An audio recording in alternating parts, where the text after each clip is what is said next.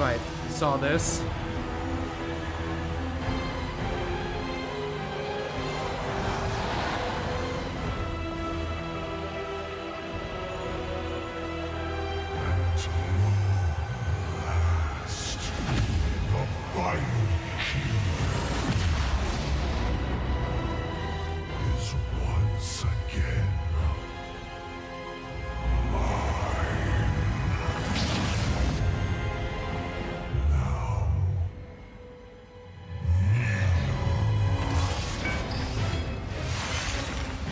About this. Really, what did Zoval retrieve from the Arbiter's chest? What did he immediately have the ability to do right after he did that? Forsake your duty.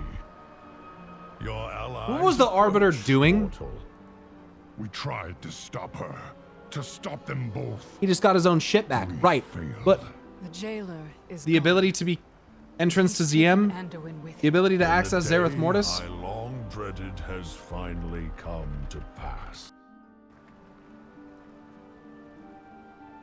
So, what about direct domination?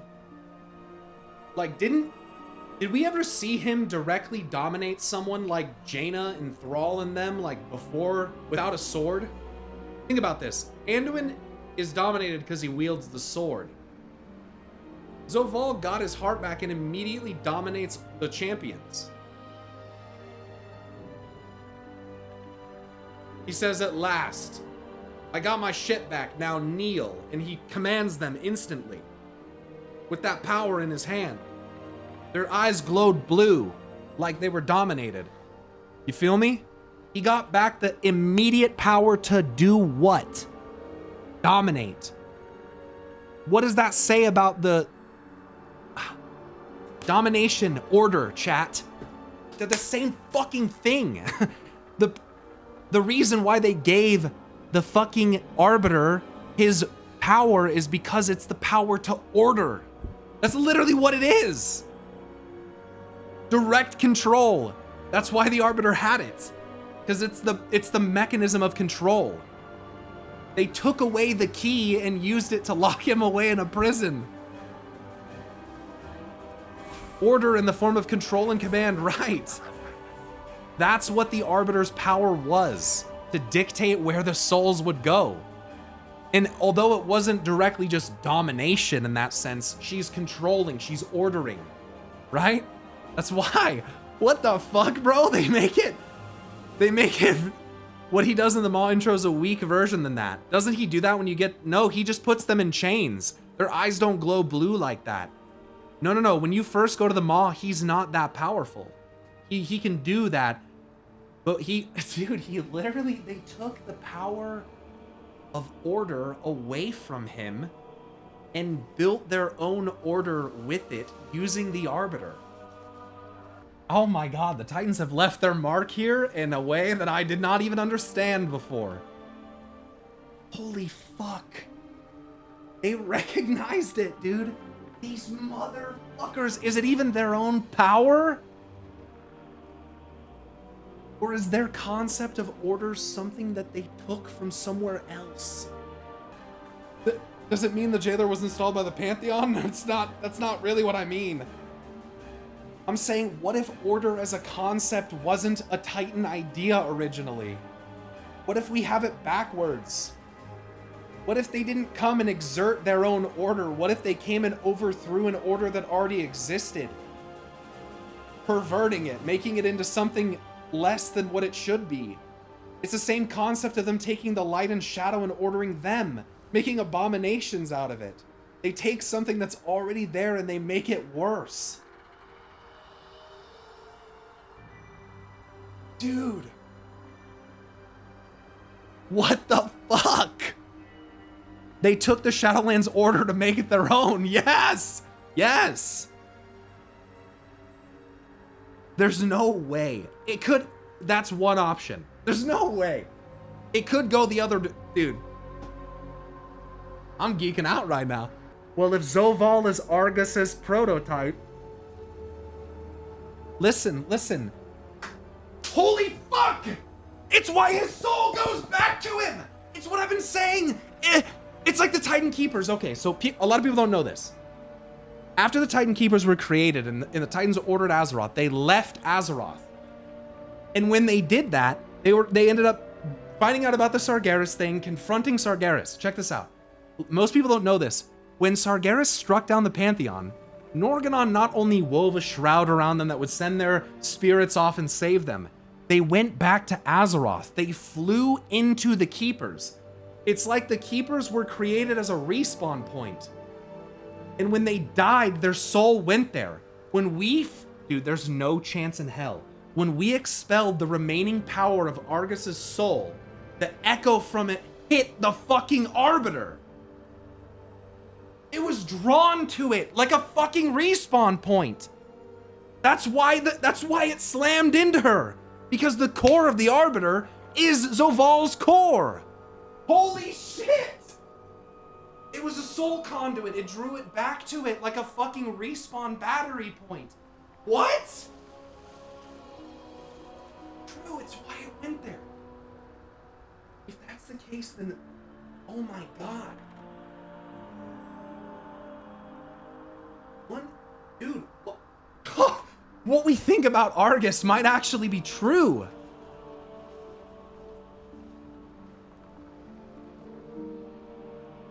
Zoval was given the mantle of Arbiter. Oh my god!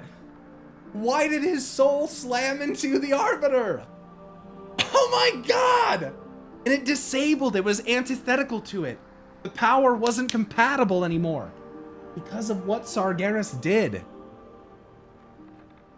What the fuck? What the fuck? It slammed to the Arbiter because it expected its keeper Zoval, but they took his power into the Arbiter, and it shut down Oribos as a result. Exactly. That's why it hit it. Was that the plan from the Dreadlords to disable the Arbiter? I would think so. I would think so.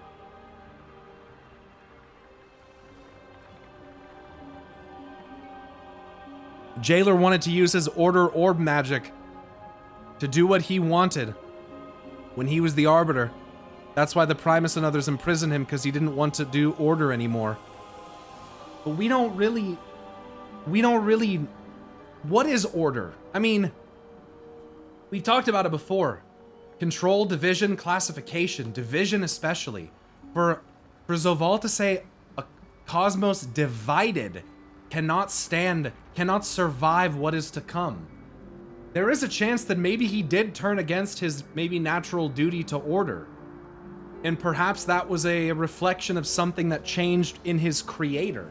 Now that's a stretch, I can't prove that. But if something for Argus changed, if something about Argus was manipulated, if Zoval is a fragment of Argus's soul power passed down in any capacity, then it could have altered him as well. I can't prove that, but theoretically,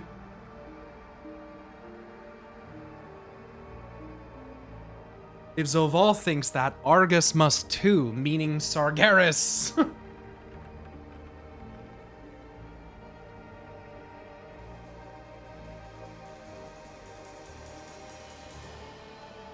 And the anima extracted into the blade is that of a prideful individual.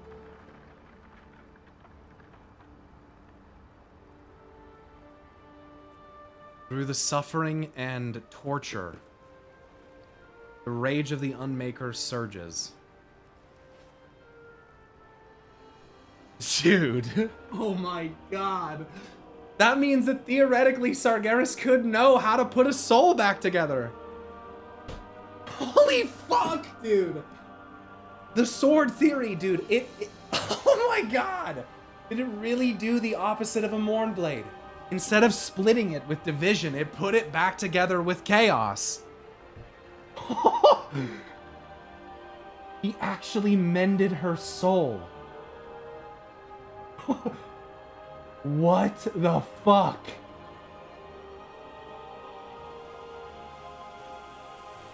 What the fuck? If Gorshalak was a Mournblade, then he could be able to shatter souls. Well, I've shown you guys this before. If it was a Mournblade. If it was a Mournblade. No, no, no, no, no, no, no. No, no. Sargeras' sword was a Mournblade. But they're not the same sword anymore. You guys have to realize that. It's like it's been reforged. This is the original, which is a Mournblade. As you can see, it is a Mournblade. But this, it could still be. It could just be a reforged Mournblade, something forged without fucking domination. I don't think so, though. I think it's a soul vessel, regardless of how you want to look at it. Transmutated, anima-powered Argus soul vessel that was literally stabbed into the planet. And look, the planet that I posit that he cleaved was Argus. Argus, the Shadowlands, what we know as Argus, the world. Dude, there's no way, dude, that it's the Ordered Remnants, that there's, dude, there's no fucking, it's the deepest layer of hell, separated. It's like Tartarus, separated from the other layers, bro. And they fucking ordered it, put devils on it, and hope no one would find it. Holy fuck! They completely dismantled the natural order. They completely dismantled all of it. What they did with the old gods, what they've done with Argus and Azeroth, they've completely dismantled it. What even is domination magic? It's not on the chart we got on Chronicle. It's called order magic. I'm telling you, it's the most extreme, direct form of order. That's what domination is. It's control. It's an aspect, maybe the most pure, aggressive aspect of order that we know. That's why the orderly champion of the Pantheon has them all over his fucking armor. All over his sword. And that's why he thought he was fucking embodying order, bro. They tricked him into thinking that he was a champion of order, but he was a fucking slave. Right, saw this.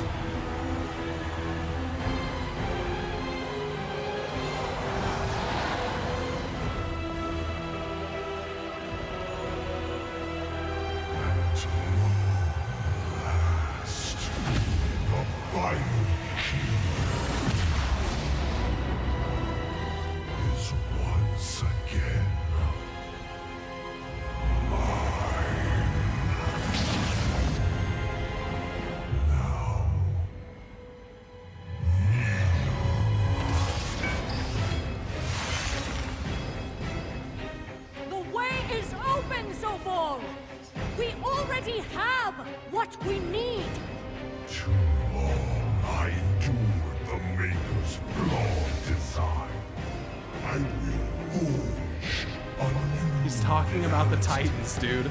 Holy shit.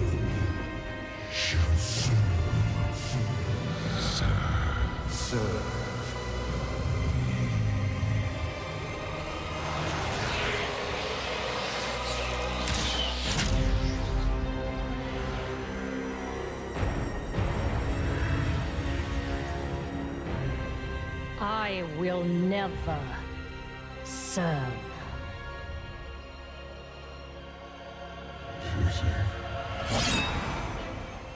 Interesting that they put it in quotations.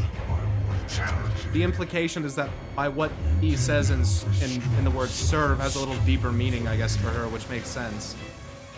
It's not executed well.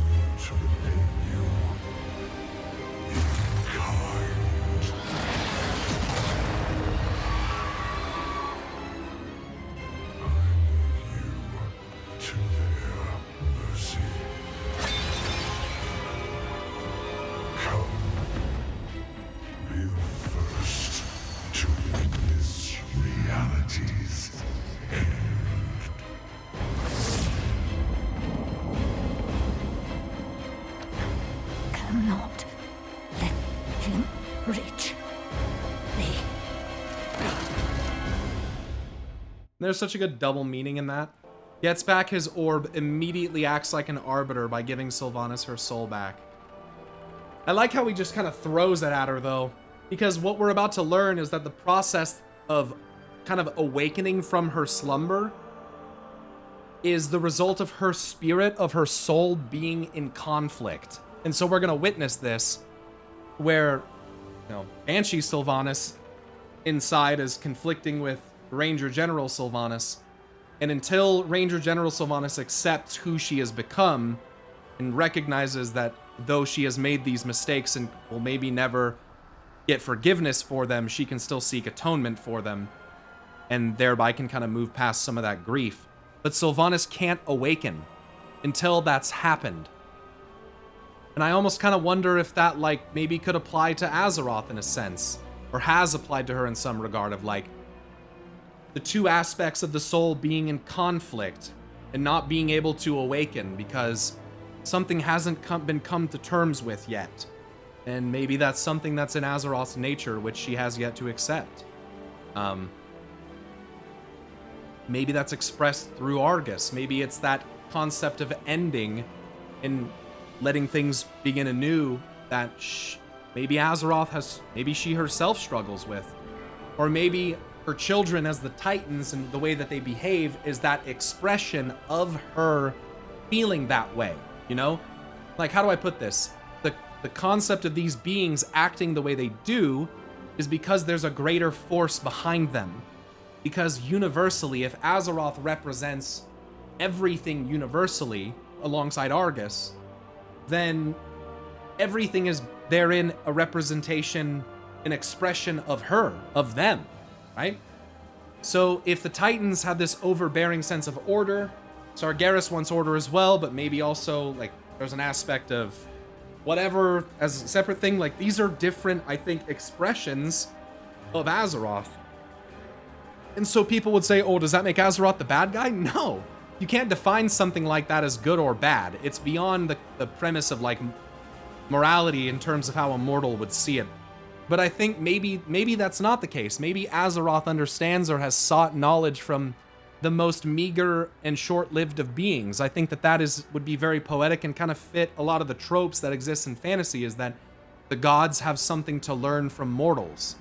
And though they live such fragile, fleeting, short lives that they live with a lot of vigor in their hearts, they produce, evidently they produce anima, which powers mechanisms of the cosmos, which is pretty important, So maybe, that aspect of mortality is key in, like a universal acceptance. Recognizing that every creation that you've ever wrought might one day have to be destroyed.